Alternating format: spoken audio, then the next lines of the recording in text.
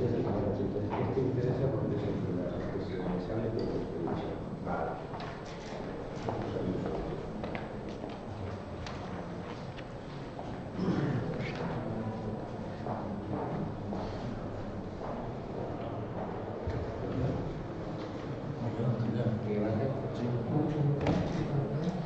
Buenos días. Continuamos esta mañana con el segundo seminario, en este caso en Historia Postal. Es Seminario HIP Historia Postal, que lo va a impartir Fernando Aranaz, team leader de Historia Postal, designado por la Federación Internacional Mundial para este seminario. Fernando, como todos sabéis, es vicepresidente de la FIP y presidente de la ONU. Y va a colaborar con él en este seminario José Pedro Gómez Agüero, también especialista en Historia Nacional en Historia Postal. No voy a hablar de ninguno de los dos porque, lógicamente, si ven que la conferencia la doy yo y no hablan ellos, y lo que se pretende es que hablen. Como todos sabéis, el asistir a estos seminarios conlleva que si en un futuro alguien quiere ser jurado o cualquier otra cosa así, esto le evalúa una puntuación y le reconoce unos méritos para poder ser, lo cual es importante. Yo os pasaré ahora unos papeles para que lo iréis firmando, y si alguno de los que han estado en el curso anterior se ha quedado con mi bolígrafo, por favor que me lo devuelvan.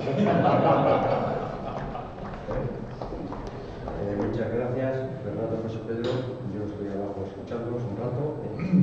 Gracias. Buenos días a todos. Como ya he dicho, Miguel Ángel, un seminario FIP de Historia Postal, autorizado y concedido por la FIP, y vamos a empezar. Este seminario tiene por objeto guiar a los opositores y a los jurados, y el objetivo es conocer y comprender los reglamentos y aplicarlos correctamente. Vamos a ir bastante deprisa porque creo que son, José Pedro nos ha contado, me dijo que son 176 diapositivas. Con lo cual no hablaré yo, hablará él como debe ser. 176, por supuesto, si queréis interrumpir en cualquier momento, estamos a vuestra disposición. Como todos entendéis el castellano o el español, no hace falta que lo dé inglés, aunque estaba preparado el dual porque estos seminarios también serán en inglés. Bueno, de un tiempo a esta parte, lo que está claro es que la historia postal es sin duda la clase filatélica que más adeptos tiene. Eso lo venimos viendo año tras año en las exposiciones, y por poner el ejemplo de la FILNA, aquí hemos tenido 33 exhibits en historia postal, 25 en tradicional y 32 en temática, lo cual corrobora la tendencia de que esto está sucediendo año tras año. La historia postal es relativamente reciente, es reconocida como clase independiente en el año 75, tiene su primer reglamento en el Congreso de Madrid de España 75, y fue entonces cuando se añadió a las que había, que eran las cuatro reconocidas en aquel momento: tradicional, temática, aerofilatelia e historia postal. Todas las demás clases, aerofilatelia, maximofilia, todas esas son posteriores a ese, al 75. Como veis, aquí hay un pequeño esquema de cómo es la filatelia en estos momentos. La filatelia, en la actualidad, de aquel coleccionismo, un sello de cada, se han creado tres ramas: el tradicional en la actualidad, las emisiones cronológicas, la temática, que acabamos de ver ahora, y la temática. Aquí no nos interesan en principio los sellos, nos interesan los sellos en su función, el correo en su función, incluso el material prefilatélico. Iremos viéndolo.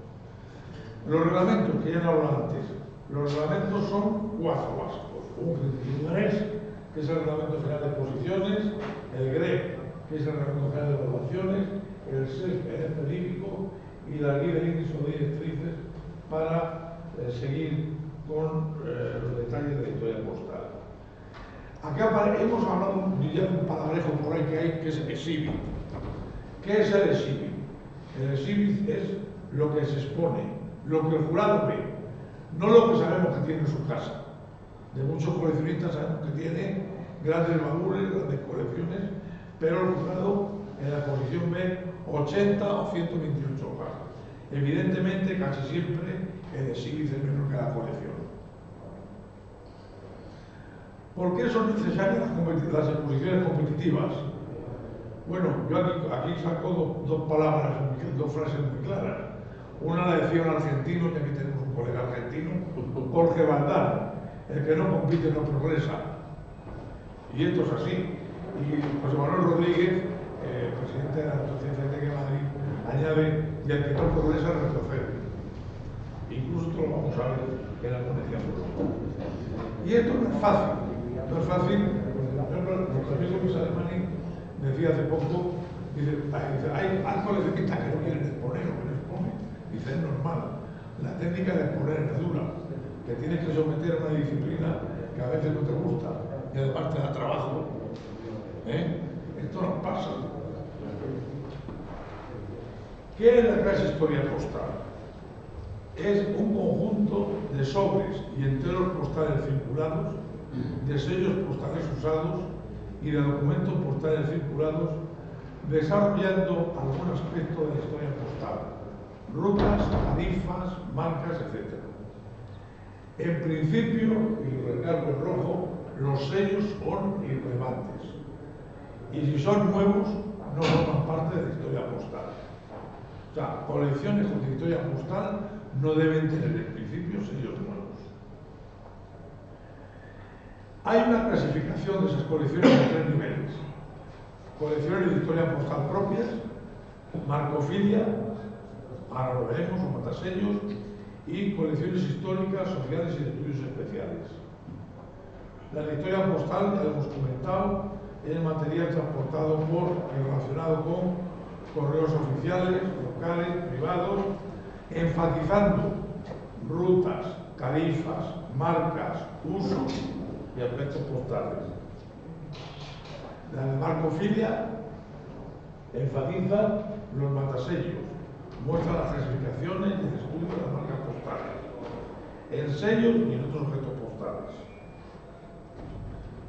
Ponemos un ejemplo: las famosas ruedas de carreta, colecciones de ruedas de carreta, los 4 cuartos, son colecciones típicas de marcofilia. Los franqueros, los rodillos, son colecciones típicas. Los franqueros de los que hablaba antes en temática. Y luego se han incorporado recientemente las colecciones históricas, sociales y de estudios especiales. Por ejemplo, aquí sí se admiten que en esa colección aparezcan estos fletes sobre primer día, con las marcas y demás, porque está desarrollando el desarrollo de la aviación. Evidentemente tienen otros niveles y otras puntuaciones. Este movimiento no nace ayer por la tarde. Empezó en 1885 en Australia.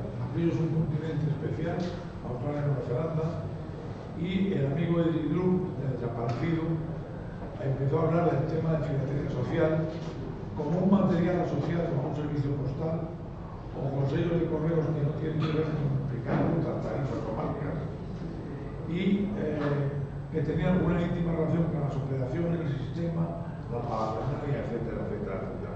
Esto ido derivando. En el año 99 en Melbourne fue una clase experimental y luego dio origen a dos apartados. Por un lado, la clase abierta, open class, que es más parecida a la temática y que permite el uso de material no filatélico, y por otro lado, la clase historia postal. Además, es posible hacer dentro de cada uno de esos grupos 3 clasificaciones: uno hasta la UPU, 1875 más o menos, otro hasta después de la Segunda Guerra Mundial, 45, y otro moderno. Cada colección pertenece al periodo donde comienza o radica el contenido principal. Bueno, teóricamente había pues 9 grupos, 3 grupos. Principio para desarrollar una colección A o B, historia postal marcofilia. Una colección se compone de sobres y cartas circuladas, enteros postales circulados, sellos usados, recalco, usados, nuevos, y documentos postales dispuestos de modo que ilustren un plan equilibrado, desarrollo, etc., algún aspecto de la historia postal. Y aquí damos una lista de ejemplos. Servicios postales prefilatérios, desarrollo de servicios postales locales, regionales o nacionales, tarifas, rutas, macrofilias, los tipos de correo militar, correo de campaña, correo de prisioneros de guerra, campos de concentración, correo marítimo fluvial, ferroviario, el aéreo no, porque tiene su propia casa de filatería, pero podría llegar a integrarse aquí. Oficinas postales ambulantes, correo accidentado, desinfectado, el censurado, portes de virus, la automatización de los correos modernamente, los agentes encaminadores, correo oficial, correo de franquicia, y esto es una relación exhaustiva. Esto se podría seguir añadiendo epígrafes, podríamos seguir añadiendo epígrafes. Una marcofilia puede referirse, decimos aquí, a matasellos, marcas y también a marcas manuscritas. Y una demostración relevante del conocimiento y del estudio puede incluir las primeras y últimas fechas de uso o la identificación del lugar de uso en aquellas cancelaciones numéricas o mudas que hay en muchos países. Aquí en España, afortunadamente, las ruedas de carretas las tenemos muy identificadas. Sabemos la lista de cada rueda de carretas. Pero en Chile, lo que tengo al amigo Carlos, los corchitos, pues nos podemos volver locos buscando identificar los corchitos. Y los pinceles, decimos en España, y los pinceles, la tinta y los pinceles en España. Una primera pregunta de la marcofilia: ¿sellos sueltos o en carta? Bueno, muchas veces la única forma de conocer la propiedad de sellos mudo, figura, número, pincel, corchito, es presentar la carta completa. En otros casos, donde la bibliografía es muy amplia, pues hablaba la rueda de carreta, ya lo tenemos, ya lo sabemos. Sabemos que era uno de Madrid y la 42 de Tenerife. Aquí he puesto algunas de las marcas que hablábamos, chilenas.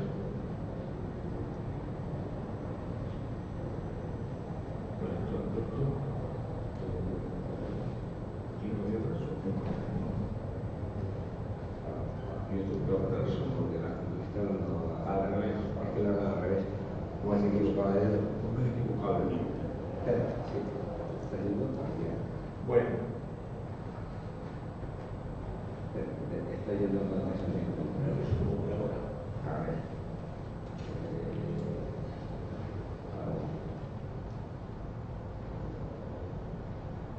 Es que este es el radio.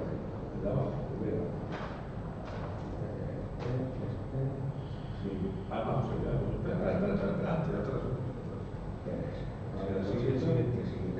Bien, primer tema.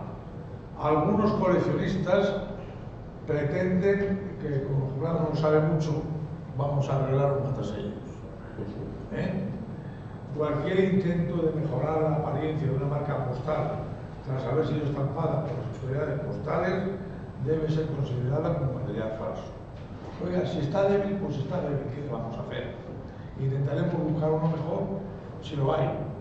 Y si no lo hay, pues a lo mejor lo haremos con el que tenemos. De para abajo. Sí. Automatización de los correos. Bueno, yo he dado un epígrafe ahí.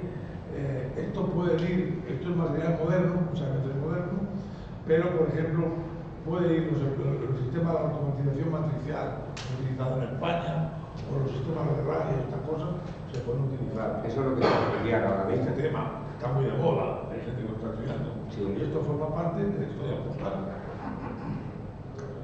Los franqueos que hemos tiempo visto. Una colección de historia postal puede contener, donde sea estrictamente necesario, mapas, grabados, decretos y otro material similar. Dicho material deberá tener relación directa y con los servicios postales. Los mapas que sean necesarios, no llenarme la colección de mapas y de fotografías. No porque sean bonitos. Y no porque sean bonitos, o porque sean caros, o porque sean grandes. Lo repetimos, en las colecciones de tipo C, El material no filatélico deberá ser incorporado de una manera equilibrada, apropiada, de manera que no repase el material filatélico. En caso contrario, estaríamos hablando de la prensa abierta. Algunos extrañan que una colección inscrita como historia postal la devolvamos a prensa abierta. Nos ha pasado en Guasia en Nueva York 2016. Una colección turca que se inscribe en historia postal y fue transferida a Open Class, a clase abierta.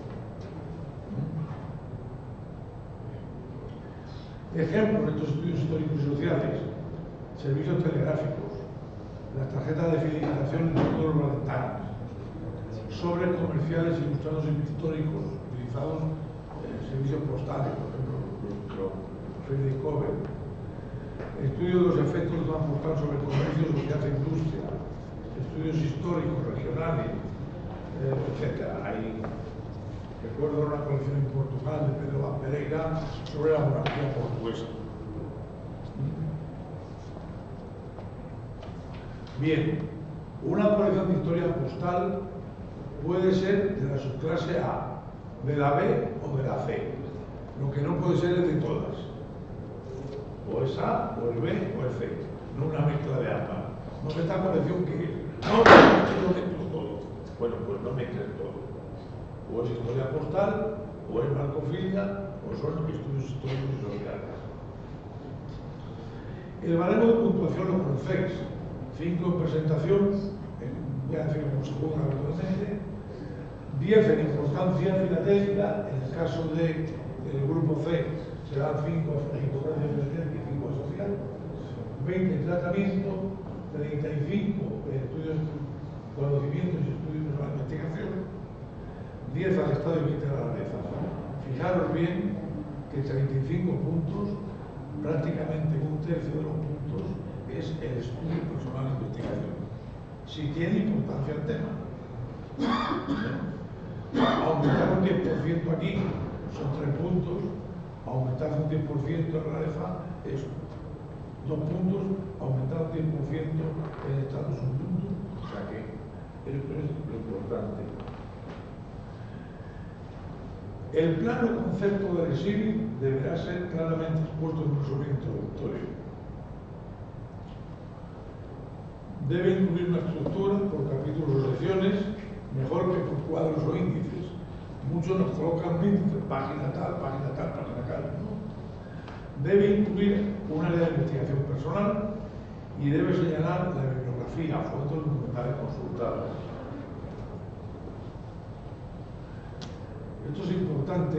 Ayer hablaba yo de este tema con algún coleccionista que está por aquí. Por favor, en las colecciones prefilatélicas no me las hagáis por orden alfabético.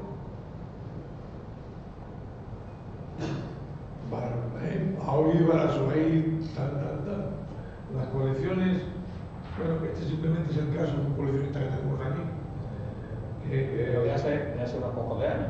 Sí, todos cuando empezamos cometemos una serie de, bueno, no digo errores, falta de experiencia. La diferencia está en que luego después, con los años, vamos modificando. Claro, cuando nos sacan, es como cuando nos sacan las cartas que hacemos de niños. Es que ya no escribo así, vale, pues, pero tú empezaste así, lo has corregido y lo haces de otra forma. El amigo Raya hizo su colección así. Aquí hay alguno que todavía la sigue haciendo. Lo aprendió.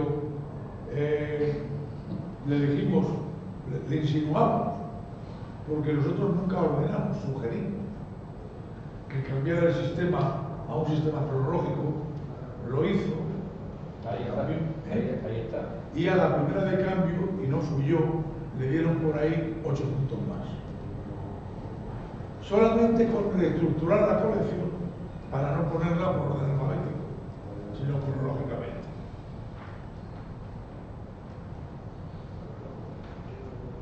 Este es el tema.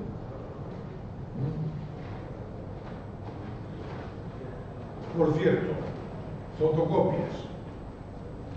Cuando haya que colocar una fotocopia, porque sea necesario, y recalco, porque sea necesario, no para llenar huecos, porque muchos coleccionistas, como no tienen material, colocamos la fotocopia del reverso. ¿Pero para qué? Si no tiene nada en el reverso. Pues tiene que ser algo relevante, Algo que merezca la pena. que tenga sentido. Y estas fotocopias hay que hacerlas a un tamaño o 125 mayor que el original o un 75 menor que el original, para que claramente se distingan del original. Y además, colocar debajo, y además, colocar,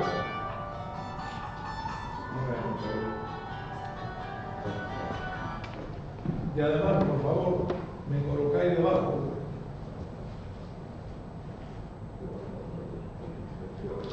y además colocáis debajo fotocopia. Que no pasa nada. Si es fotocopia, es fotocopia. Si no es fotocopia, no es fotocopia. Pero si colocáis una fotocopia, no pasa nada porque diréis abajo fotocopia. Es un tema de cómo se busca a veces la forma de rellenar las páginas. Que puede ser, colocas una hoja, un sobre en el centro para que ocupe todo el espacio, porque no tienes más material. Colocas una fotocopia para rellenar, sobre todo eso pasa muchas veces cuando se pasa de 5 a 8, que claro, te falta material y a ver cómo lo estiro. Pasa siempre, sobre todo es muy difícil. Puedes tener una colección de 8 y la reduces a 5, pero eso es otro tema. Pero para rellenar a veces se buscan o fotocopias o pongo una hoja o trucos que todos hemos intentado alguna vez, pero que los que lo van a juzgar ya tienen un poco de ideas o deben tenerla. Bien, la estética de la presentación es muy fácil. Utilizar hojas blancas, tamaño DIN A4, en general, ahora hablaremos, gramaje 185, que se puede utilizar en una impresora doméstica. Hoy, una impresora doméstica cuesta... menos que la tinta. Sí, te gasta más en tinta que la mitad. 110 euros por 120 euros tienes una DIN A4 y por 300 las tienes DIN A3. Bueno, por favor, hojas iguales. No me pongáis, claro, el señor que se mete a hacer las hojas crema, cuando se le acaban las hojas crema, como no hay más hojas cremas, pues utiliza hojas verdes. Esto es una exposición fin. Bueno, pues si lo hiciera con hojas blancas, las blancas, un poquitín más blancas, un poquitín menos blancas, pero son blancas. Por favor, no me coloquéis sobres así, que los jurados ya somos viejos, los jurados y los visitantes, para tener que girar la cabeza así. ¿Vais a decir, ¿y qué hago con esto? Pues muy fácil, lo colocáis en hojas más mayores de DIN A4. Hacemos un esquema de cómo lo podemos colocar. 4 hojas de DIN A4, hojas de 1/3, hojas en vez de 25 de ancho, de 28. Una hoja de 1 y 2 hojas de 1,5, una hoja de 1 y una hoja doble, 2 hojas dobles. A priori, ¿cuál? Mira, a priori no se pueden reglas, lo que sea necesario. Lo que sea necesario. Yo, por ejemplo, cuento un caso, Cuba.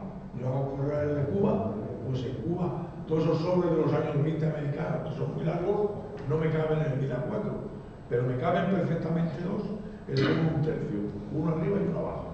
Entonces pongo 2, 2, 2. Aquí tenemos una persona, Yacer, que no sé por dónde está, que utiliza las hojas dobles, porque mete 9 cartas perfilatélicas por cada hoja. En una hoja le cabrían 3.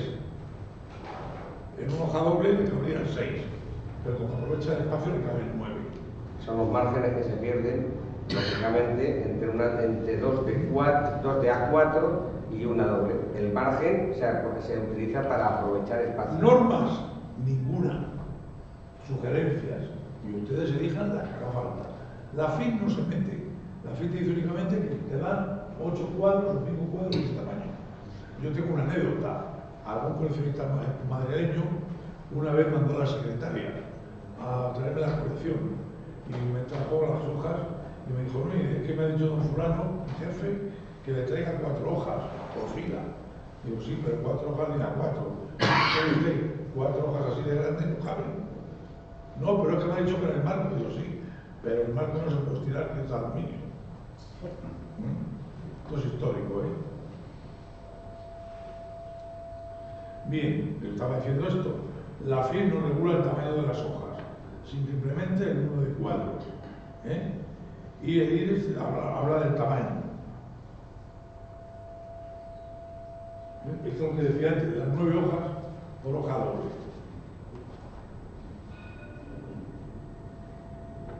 Ha sido en Nueva York el mes pasado, Bien, idioma del exilio. En la FIP se permite los 4 idiomas oficiales: español, francés, inglés y alemán. En España, cualquier idioma nacional. El señor catalán puede escribir en catalán, el señor vasco puede escribir en vasco. Pero incluso el FESOFI ahora permite que se pueda escribir en inglés. ¿Por qué? Porque no vamos a obligar al coleccionista que participa internacionalmente estar poniéndolas en castellano y en inglés y cambiando todos los sellos y todos los sobres. Oiga, ponga usted la primera hoja en castellano o en inglés, aquí lo pongo, Comité Permanente de FESOFI del 8 de octubre de 2011. Porque ya que el coleccionista tiene que trabajar, no le queremos un trabajo absurdo de estar cambiando de unas a otras. ¿Y por qué en inglés? Pues mire usted, porque en el mundo, nos guste o no nos guste, nos jorobe más o menos, es el idioma que tiene que hacer todo lo rural. Bueno, como decía José Ramón, claro, si quieres que se enteren, pon el inglés. Si quieren que no se enteren, ponlo en español para que no se enteren las barbaridades que dices. Página introductoria. Mire, yo tengo aquí toda una colección de barbaridades. Tengo aquí una colección de un país americano desde que Colón descubrió América en 1492 sin que Colón tuviera nada que ver con la filatelia. Tengo una colección española con 17 páginas de texto sin material postal alguno, repartidas. Tengo una colección de la compañía colombo-alemana, la Escasta, donde en la segunda parte ponía un mapa de América del Sur, pero no se había enterado que Bolivia había perdido su salida al mar en la Guerra del Pacífico en 1883. Si pones un mapa, pon un mapa adecuado. Tengo una colección, esta es la primera página introductoria de un coleccionista español en una esquina. Hablaba de los sellos del Pelón.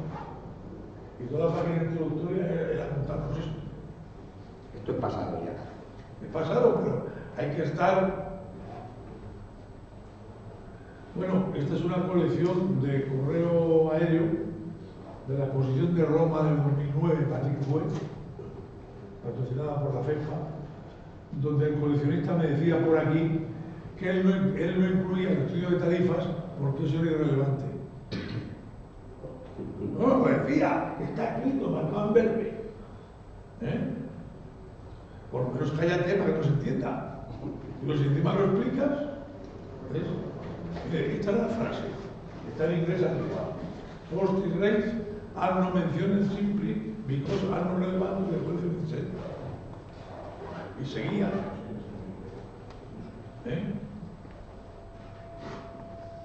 Mire, una cosa importante, se puede utilizar una página o 2 páginas para la introducción. Bueno, con trampas se puede utilizar página y media. Esta es mi colección, la primera página de mi colección de correo de Portugal y su imperio colonial. Yo coloco de entrada el mapa este. Este es un mapa que estuvo muy de moda en Portugal en los años 60, 70, que decía Portugal no es un país pequeño. Y sobre un mapa de Europa te ponían Angola, Mozambique y tal, para demostrar que tú estás con Europa. Bueno, pues pongo eso, añado la segunda página y ya la parte de abajo la utilizo para meter el primer sobre de la colección. Yo sé que los temáticos te dicen que no pongas más de una página, página y media o 2, pero en Singapur hubo una medalla de gran oro que tenía 3. Cuando yo entonces estaba montando mi colección pregunté, y dijeron, hombre, no se debe poner. Y al mismo que me dijo, pero coño, si le acaba de dar un gran oro a una con 3, francesa. Sí. Y Lo que sí que es también cierto es que esas páginas estaban llenas de material filatélico y temático apropiado, de manera que iba explicando, haciendo la introducción, pero al mismo tiempo con piezas adecuadas. Bibliografía, aquí hay una duda, a mí me han criticado porque dices, hombre, es que en bibliografía pones tus libros. Digo, coño, si estoy haciendo una colección de mapas y yo he escrito libros de cartografía, me parece que puedo hacer una referencia a mis libros, ¿no? Bien, tratamiento y importancia. Se dan 10 puntos a la importancia y 20 al desarrollo, actitudes y actitudes. Aquí hay una cosa importante. Un día discutía mucho con José Manuel Rodríguez sobre este tema. La importancia, un jurado con la lista de colecciones participantes casi la podría traer hecha desde casa. Casi desde casa. Si tienes el título bien puesto, casi desde casa. Porque claro, evidentemente las primeras emisiones de España serán un 10, las siguientes van a ser un 9, lo más detrás un 8, y esto es así. Lo que pasa es que muchas veces o no ponemos el título bien, o en el catálogo no te lo ponen bien. Y voy a contar un ejemplo. Aquí el otro día, cuando juzgamos la parte de fiscales, me viene con una colección y a mí me extrañó la puntuación por el título y me fui a verlo. El título decía Impuesto de Guerra 1874 y yo conocía alguna colección, iba a decir mucho, de impuestos de guerra, por ejemplo en el Miro Rúa. Pero claro, yo iba a ver la colección y la colección era Impuesto de Guerra de 1874, pero se habían olvidado de la segunda línea, que decía sobre documentos fiscales.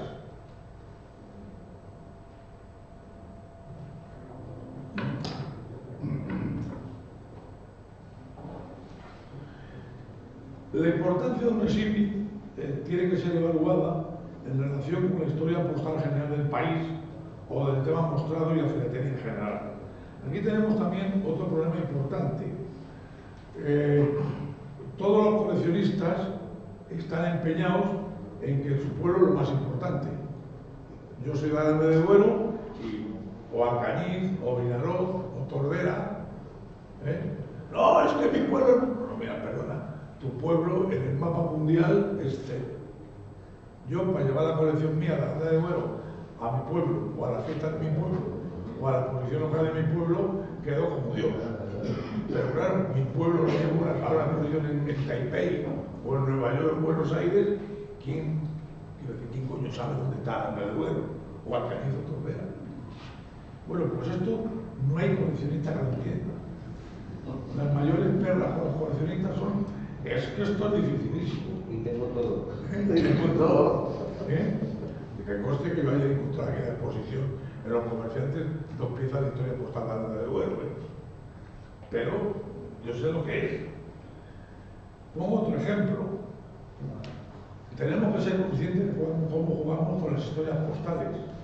Puntuaría esto igual una colección de historia postal de Baleares de 1600-1900 que una de 1800-1950. Puntuaríamos igual historia postal de Baleares e historia postal de Extremadura. Puntuaríamos igual una Perón que una Medallón. Por esto tenemos que ser conscientes de comparar.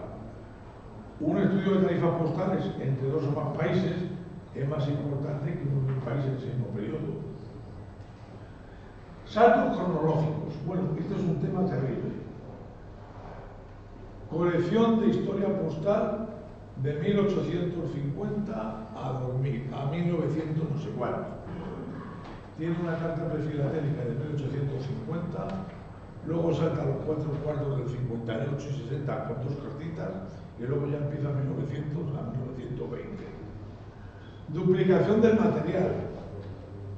Miren, duplicar material es para mostrar la primera fecha de uso y la última fecha de uso. Como el primer servicio y el último servicio.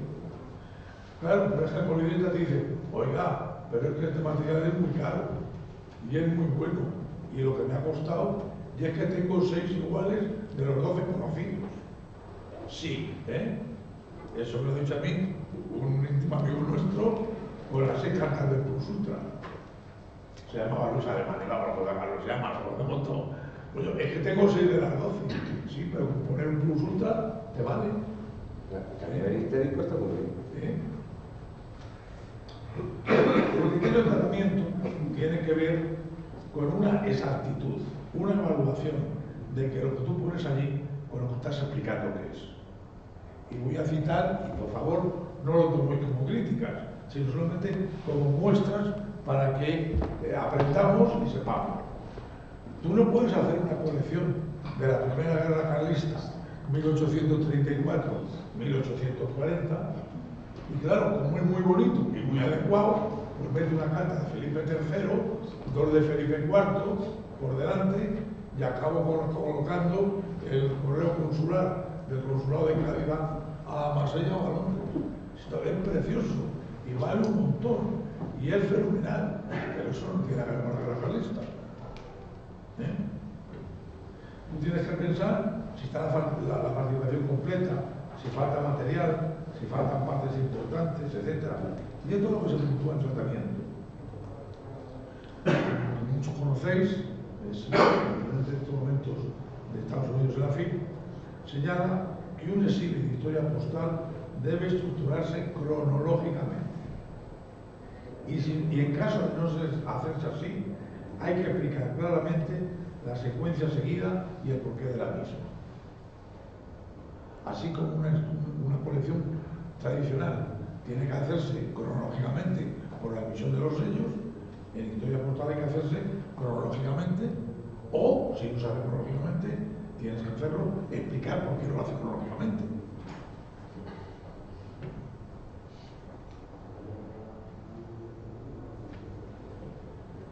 Colección española, problemas con el título, ya lo tenemos con el título. Colección española, Alfonso XIII, pero incluye las emisiones del impuesto de guerra de ese periodo. Eso no es el Perón. Eso será Alfonso XIII, 1889, 1800 no sé cuánto. Y ahí puedes meter el Perón, los impuestos de guerra y lo que quieras. Pero si me pones Alfonso XIII el Perón, es el Perón. No, pero es que, no, conmigo te cambia el título. Descripciones. Las descripciones tenemos que hacerlas verdad. Yo utilizo mucho siempre una frase de Joan Manuel Serrat en una de sus canciones. Nunca es triste la verdad, lo que no tiene remedio. Y me estoy acordando ahora, y lo cuento aquí, de la última fila que hubo en Zaragoza.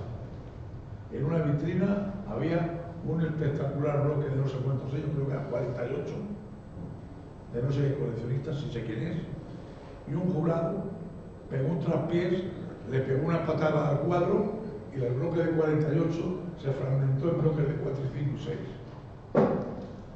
Evaristo, que está por allí, recuerdo el tema. Pues si no pasa nada por decir reconstrucción de un precioso bloque, pero no me pongo al bloque de 48 cuando no es un bloque de 48. Y eso ha pasado aquí, no es una novela del oeste, ni me la ha contado nadie. Los doctores de Zaragoza lo recuerdan, y el que le dio la patada al cuadro involuntariamente fue José Manuel Rodríguez, vamos, lo cuento.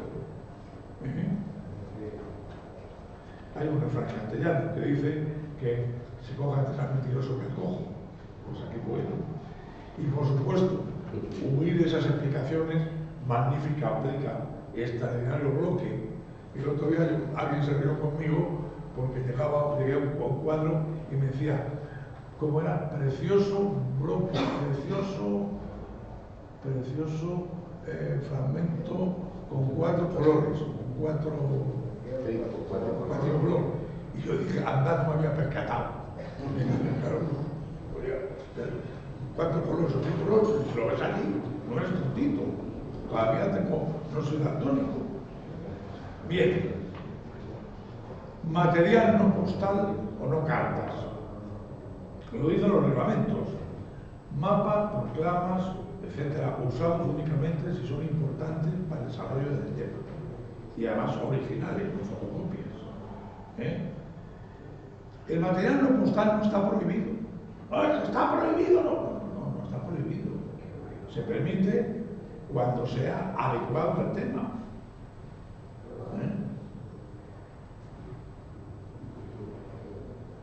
Tipo de material, no postal, no carta, esto podemos hablar horas.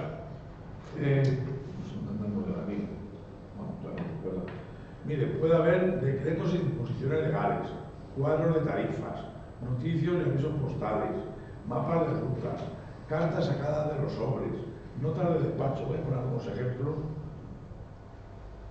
Bueno, decretos.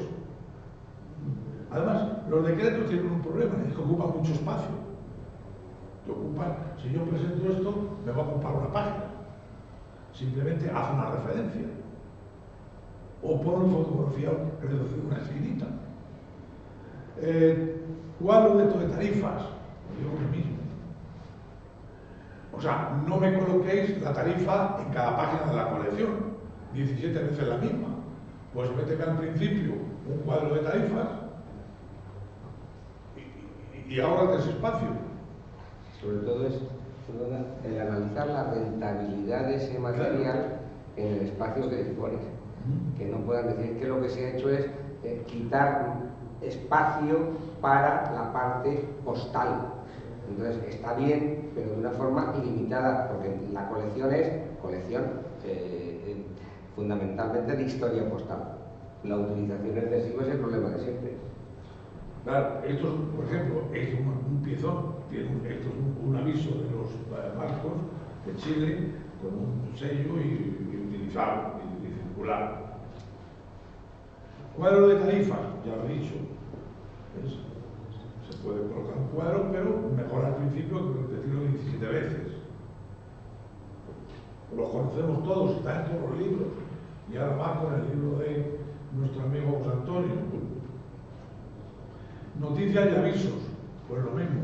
Y sobre todo, por favor, no colocarlo si no viene a cuento. ¿Ves? Otro documento. Este tipo de documentos que a veces aparece. No, es que es la foto de la tarjeta de correos de Villachicunga de Colombia. Mire usted, eso será muy bonito y será historia del correo, pero eso no es historia postal. Mapas, te digo lo mismo, un mapita bien.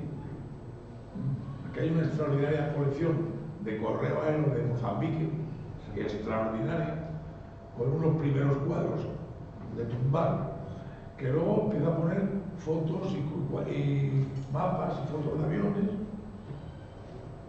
Oigan, si para fotos de aviones no está. Mapas. Gastar un cuadro para poner ese mapa, para representar la línea, la TQN, la línea que iba a África. Pues mira, en la cuarta parte nos queda fenomenal. Cartas sacadas de los sobres, mire usted, en general no sirven para nada. Porque la historia postal, repito, 1, 2, 3, 7 veces, marcas, sus usos, rutas, tarifas. Y alguien si quiere presentar una carta, tiene la prensa abierta. En prensa abierta pueden presentar las cartas de dentro hasta el 50%. Notas de despacho, los billetes de la diligencia. Pues hombre, a lo mejor uno chiquitito al principio o en la introducción vale, pero que tendrá que ver la diligencia, los billetes de la diligencia Madrid-Bayona o Madrid-La Coruña o los listados de correo pasados cuando entrega la correspondencia. Registros de embarque, bueno, este es otro tema que da para una conferencia solo. Registros de embarque se asumen cuando son franqueados. Cuando no son franqueados, son tan registros de embarque como nosotros, pero no se asumen. Tarjetas postales con fotografías. Bien. Hay una moda ahora en Europa de una clase nueva. O sea, yo digo siempre que en filatelia no está nada inventado. Bueno, igual que hemos visto que la historia postal nace en el 75, poco a poco ha nacido la astrofilatelia, los fiscales, la open class, la maximofilia, ahora la filatelia moderna, y ahora están con las tarjetas postales. Francia ya tiene una cierta experiencia. La Federación Europea, cuyo presidente tenemos aquí, está también trabajando sobre el tema. Ya está aprobada. Están aprobadas unas directrices dentro de la FEPA y por primera vez, con patrocinio FEPA, va a haber una exposición, la de Finlandia del año pasado, del año que viene. Habrá una clase de enteros postales con reglamento, utilizando el reglamento de la FEPA. Incluso es posible que haya una colección española.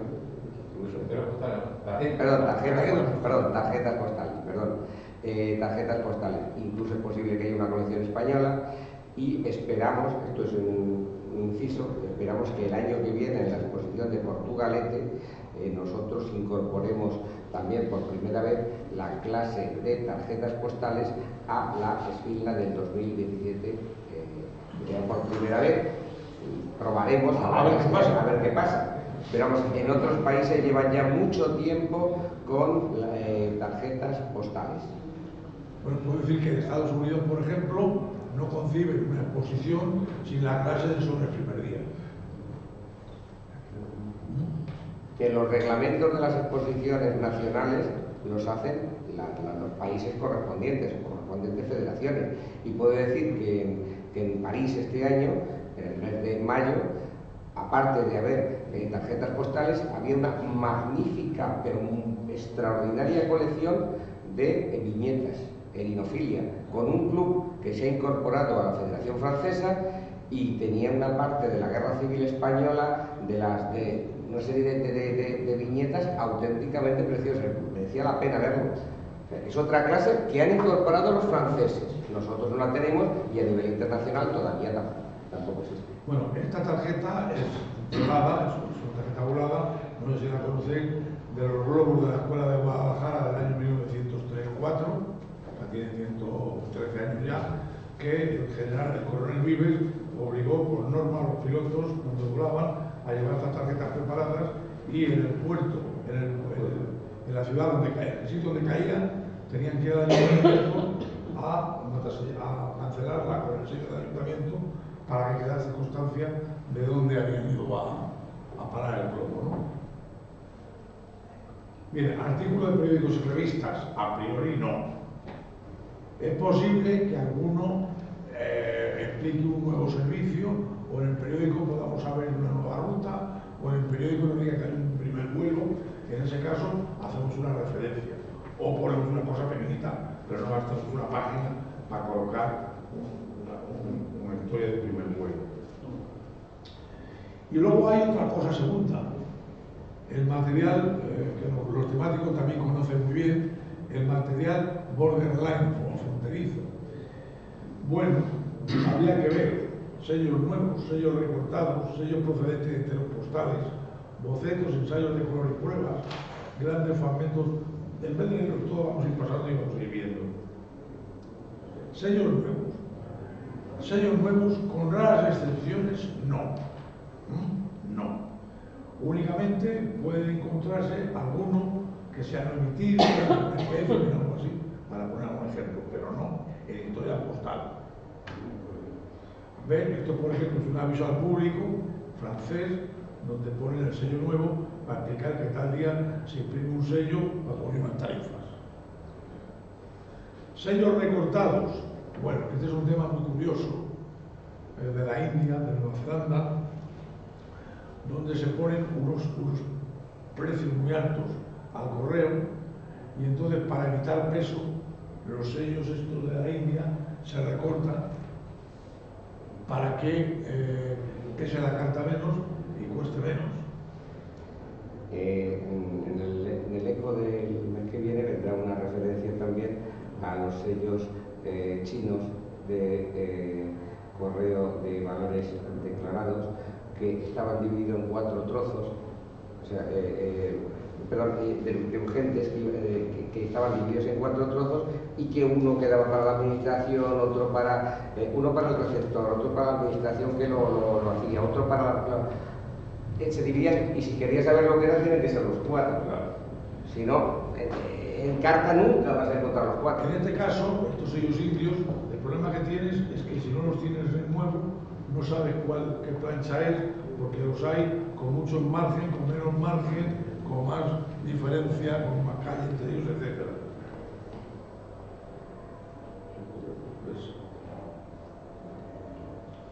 Sellos procedentes de enteros postales, pues en algún país han estado permitidos. Han estado permitidos y se han utilizado. Caso de Finlandia. El sello se recorta y se pegaba. Bocetos, ensayos de color, pruebas y este tipo de material no es adecuado para una historia postal. Será adecuado a la filatelia tradicional. La filatelia tradicional te dice que es el estudio de los sellos, de su uso y de sus procesos de fabricación. Aquí no.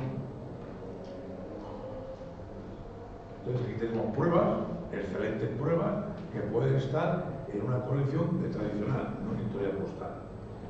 Bocetos de la Comisión Filatélica del Estado, con 000.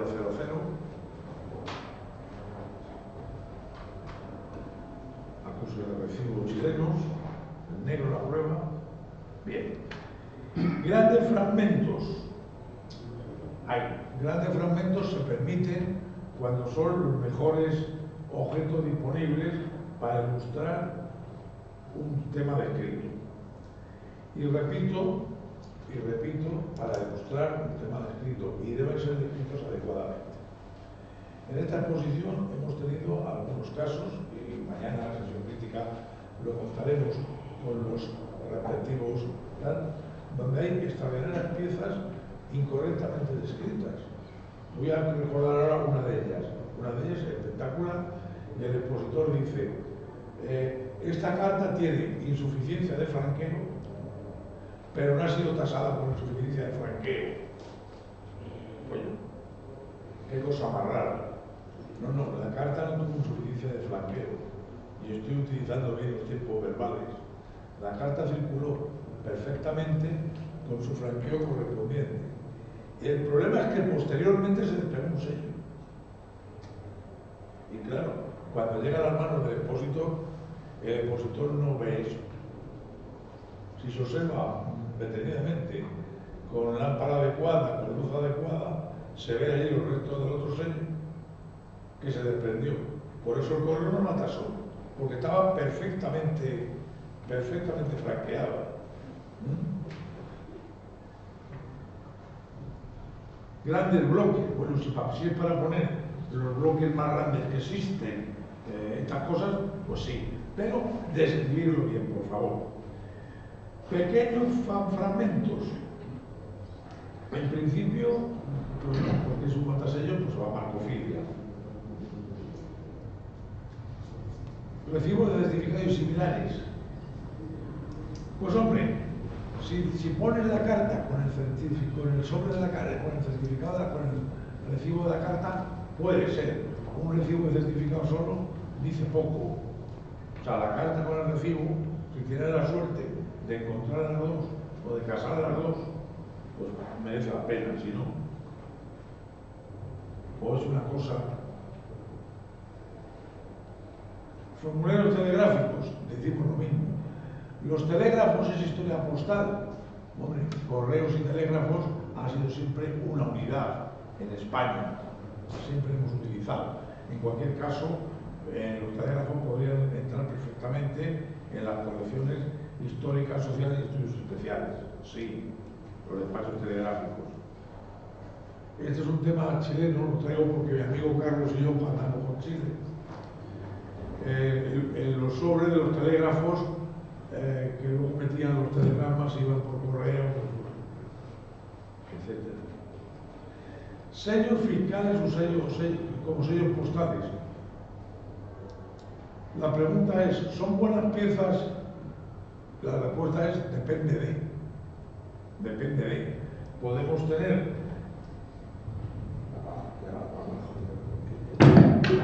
abajo.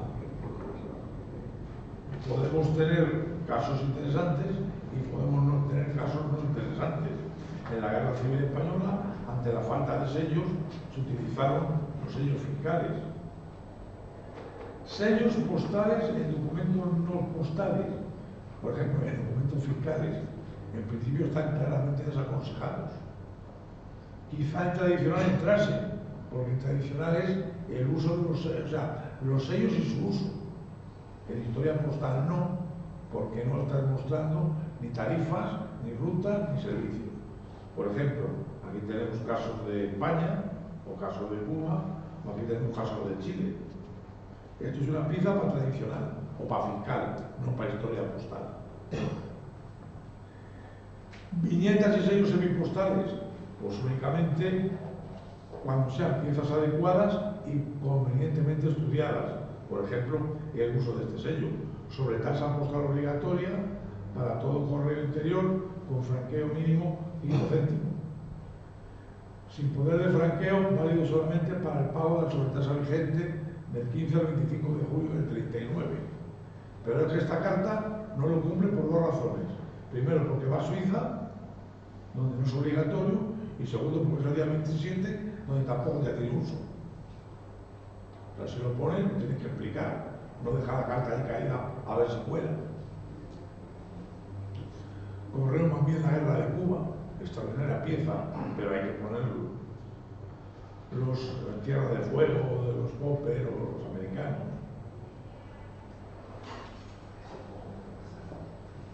Un tema interesante, los cosarios gaditanos. Los cosarios gaditanos que conocemos todos. Los reglamentos de historia postal de la FIP dicen claramente que son admitidas las colecciones de tipo local o de tipo de otro servicio que no sea del Estado. O sea, también han circulado, aunque no hayan ido por el correo. Yo ahora estoy preparando ya, ultimando un libro para la imprenta sobre el correo de los deportados al Sahara tras el golpe de Estado de Salzburgo del 32. Hay un correo que fue por el correo, por el conducto oficial del correo español, y hay ahí la mitad del correo que va con una serie de trampillas por la aeropostales que no lo podía llevar de Alicante a Villa Cisneros. El correo que ha circulado y que ahí está. Los correos privados, las compañías privadas, nos guste o no nos guste. La hoja argentina, ya que tenemos aquí a un colega argentino, pues la hoja argentina, pues es la hoja argentina. Y aquí la Suiza española y el Unipostal y los que hay. El Unipost, pues el Unipost tiene correo. No tiene sellos, pero tiene correo. Todos recibimos en el buzón de casa el correo por Unipost. Y además, para que no lo saben, se lo cuento, que el correo alemán manda el certificado por Unipost. Porque es de ellos. Les sale más barato porque es de ellos.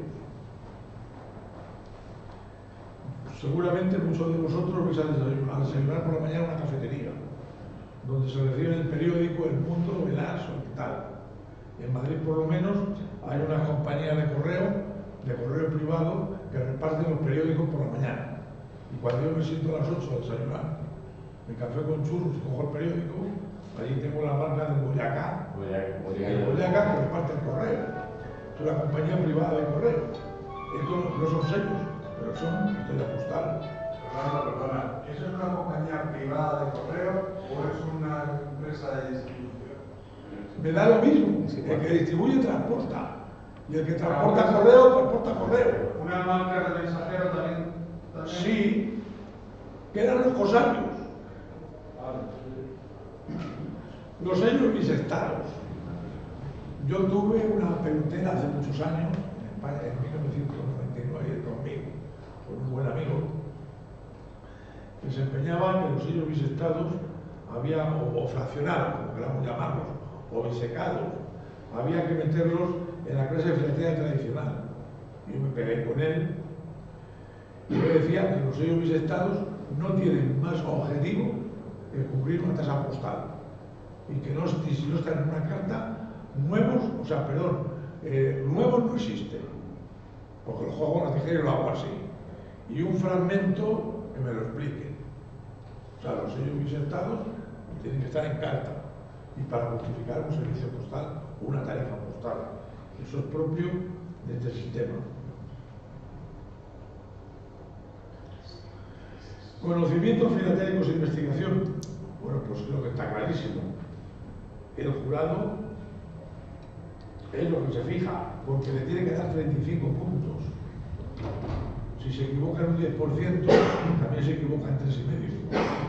Si se equivoca en uno en tratamiento, se equivoca en un 10%, se equivoca en 2. Y dice la importancia en 1. Pero claro, si lo tiene muy clarito, si lo explica en la página introductoria, si lo tiene el análisis adecuado, pues es muy fácil de juzgarlo. Y voy a contar algún caso. O sea, no es lo mismo de escribir una carta que analizar una carta. O sea, esta pieza, ¿sabéis lo que es la UAT? Air Transport o Transition. Era cuando se franqueaba la primera carta de una pila de cartas que se transportaban durante la Segunda Guerra Mundial. Esto venía un paquete y se le daba con Air Transport. Al primero, por eso son tan escasos los AOT, porque iba uno por fila. Vamos a ver. En los años de la Segunda Guerra Mundial y posteriores, lo que dice este colega, On Air Transmission. On Air Transmission. On Air Transmission. Bueno, por eso esa pila, ese bloque iba en Air Transmission. Cuando había poco correo, no se iba a poder utilizar una saca. Simplemente una gomita, las 8 cartas que iban a Estocolmo, se le ponía una gomita, se le ponía, esto era en Londres, uno AT, Onward, ahí está la misión. Que más o menos quiere decir, siga para adelante, claro. Se le daba al piloto y el piloto la llevaba. Lo que pasa es que el caucho era muy caro, le ponían un hilo. En la Segunda Guerra Mundial era estratégico el caucho. Bueno, algún coleccionista que quería uno en Nueva York no sabía lo que era guante y le tenía impuestas, y además le habían dado ya varios solos. Bien, este es un tema que yo doy muchas veces, esta carta.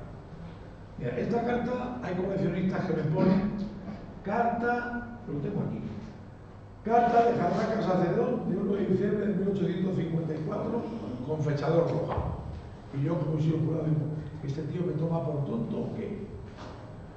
Si pone de Jarraca y va a Sacerdot y tienes el fechador del 1 de diciembre de 54 y además un fechador rojo, ¿para qué me lo pone? Si ya lo veo. Carta de Madrid a Sevilla. Pues ya veo que pone Madrid y pone Sevilla. No pierdas el tiempo, no lo hagas perder y luego lo digas que no tienes espacio. Bueno, ya puedes poner algo más. Tengo un franqueo de 2 reales y 4 cuartos con parrilla negra. Hombre, ya saca algo más. Ya lo sabe escribir. Y sigo. Y ya le pone que equivale a 21 cuartos. Ya saben que un real son 8 cuartos y medio. Y pone que con un sello de 4 cuartos, emisión de noviembre del 54, y un sello de 2 reales de emisión de 1 de enero. Ya saben que había algo más. Y pone después que según la nueva tarifa, las cartas de media onza eran 4 cuartos y el derecho de certificado 2 reales. Ya sabe algo más. Y si dice que esta tarifa reducía los portes de tal y tal, ya sabe bastante más. Fijaros la diferencia. Fijaros la diferencia. Carta de Jadraque a Sacerdot, con un fechador rojo de 1 de octubre del 54. Esto es lo que se está pidiendo. Claro, si son 2 sellos, uno colorado y uno verde, dice precioso franqueo bicolor.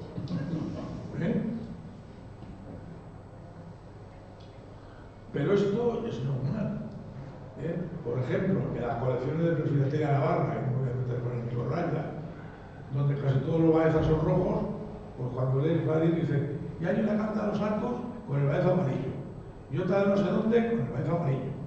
Y lo más que hace es que me va a Guinovar y Tizón y me dice, variante en color amarillo en 1844-45. Hace 20 años. Ya salió de Guinovar.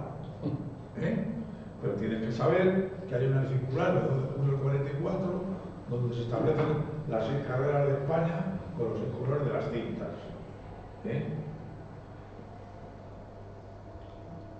Esto es lo que estamos evaluando. Se ha elegido el material correcto, se ha analizado correctamente, falta información sobre fechas, tarifas postales.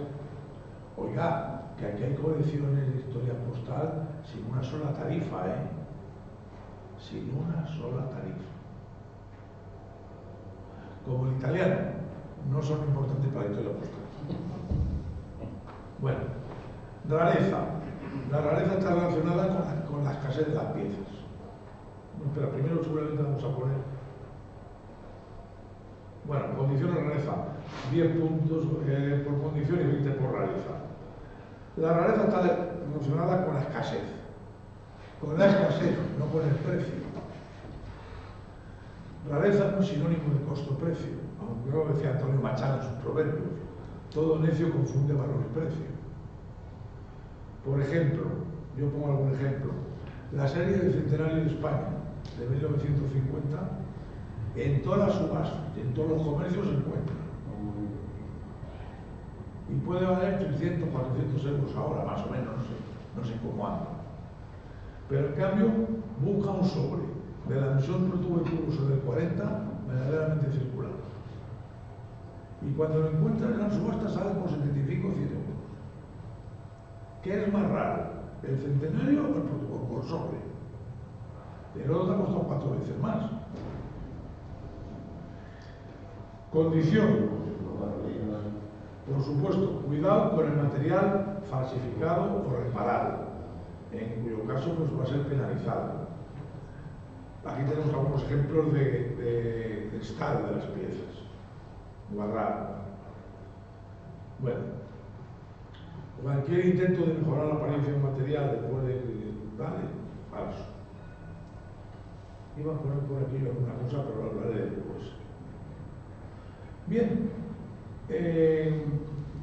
los reglamentos y videolines, aquí tenemos las fechas donde fueron puestos en marcha, después de Bucarest en el 2008, y luego las medallas, pues sabemos todo. Es una escala de 5 puntos, en la FIB son 100, 95 oro grande, 90 oro.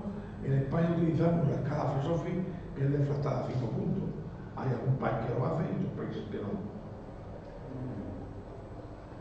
Nota muy importante, en las colecciones de un cuadro FIB y de 3 cuadros FESOFI no se adjudican medallas, son solamente puntos. Lo digo porque hay por ahí ciertas perras y ciertos tal. Pregunta del expositor, ¿y por qué me han bajado los puntos y el nivel de medalla? Pues mire usted, primero porque hay un factor de subjetividad y porque hay un factor de entorno.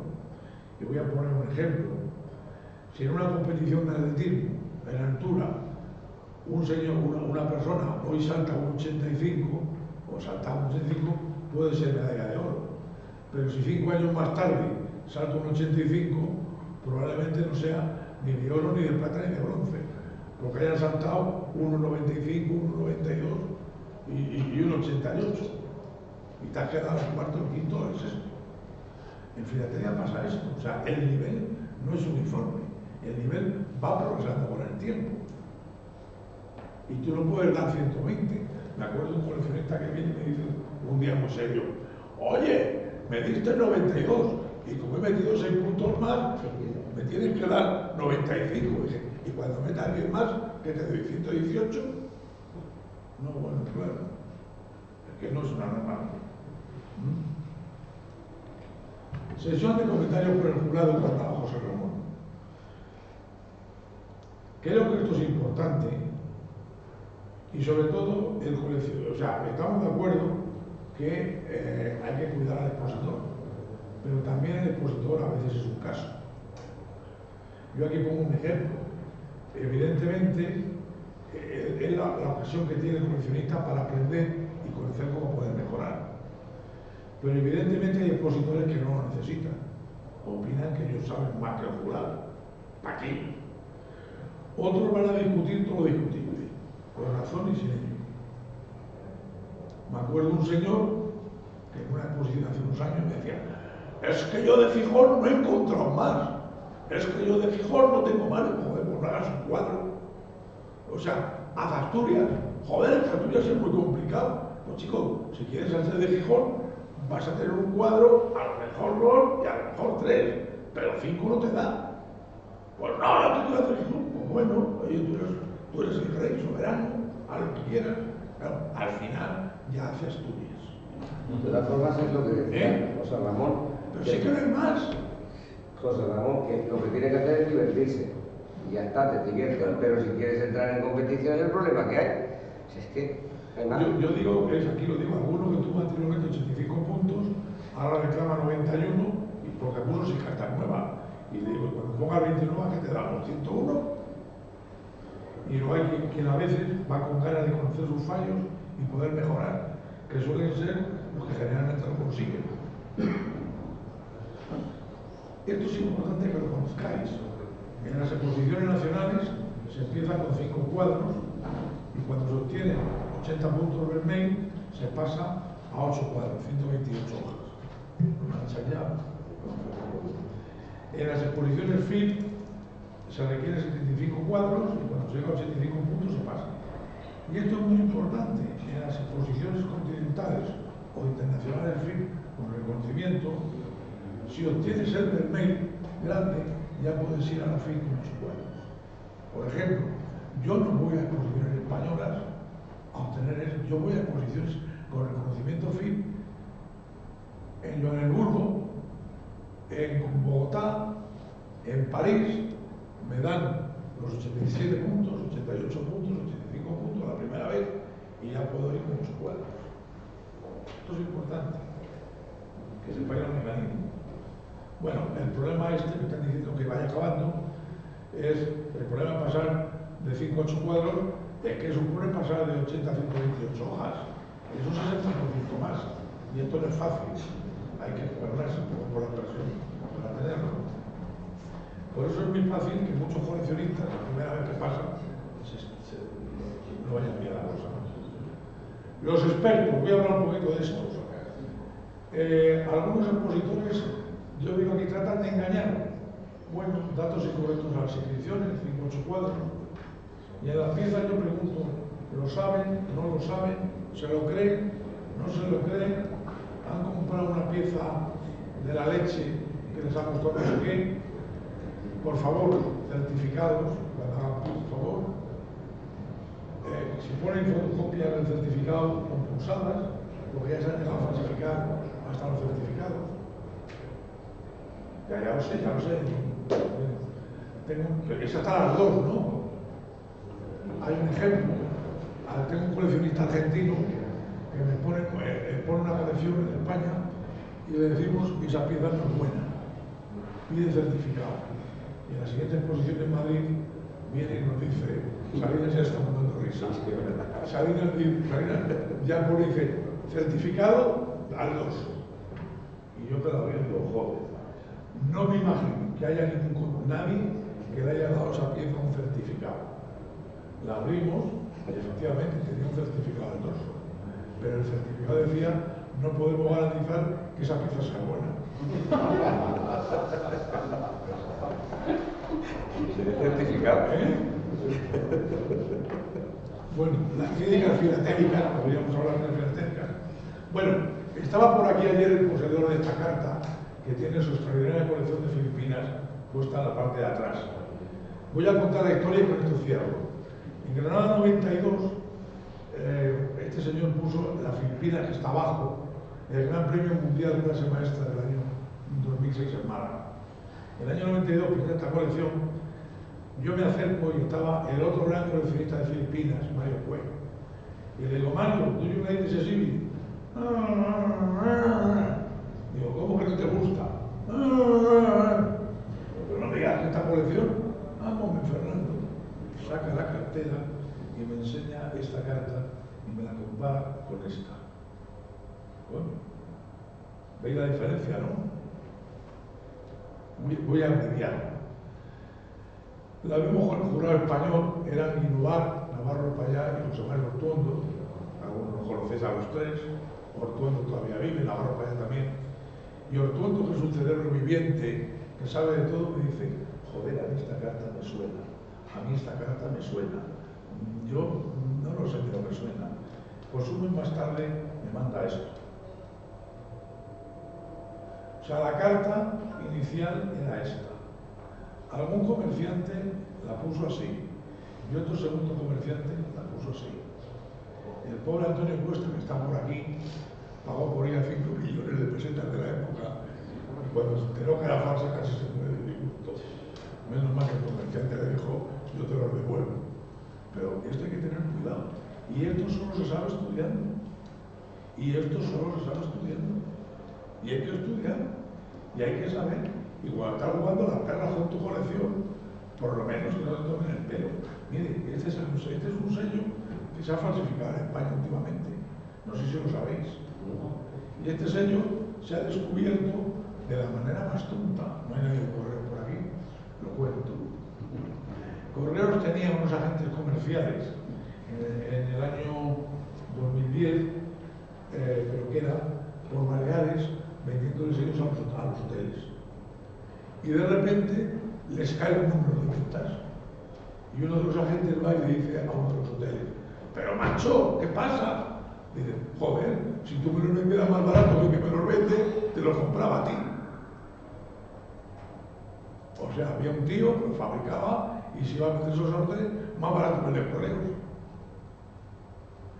Estos sellos no se han visto en España, porque en España estos sellos con tarifa 0,64 es la tarifa europea. Los falsificadores son falsificadores, pero no suelen ser tontos. Entonces, claro, no los metían en el mercado español, los metían en el mercado europeo. ¿Vale? O sea, mucho cuidado. ¿Ves? Ya en el año 13 había anuncios de clínicas filatélicas. Arreglaban, reparaban, operaban los sellos para ponerlos en condiciones. O sea, no es de ahora. Para los que no lo ven, dice reparación de los sellos de correos defectuosos, gastados, manchados, descoloridos, agujereados, con feos márgenes, etcétera, etcétera. La casa garantiza que es imposible reconocer la reparación que se ha hecho y que los colores son inalterables en el agua. Precio de la reparación. Y estamos hablando de 1913, ¿eh? O sea, que tú no se ha inventado ayer, ¿eh? Esta vez no se decía nunca. Bueno, pues como nos echan, muchas gracias y buenos días.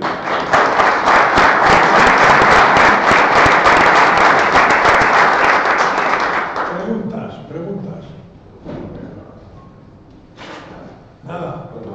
Da gusto así, todos se entienden. Oye, ¿cómo se llama esto de Sergio.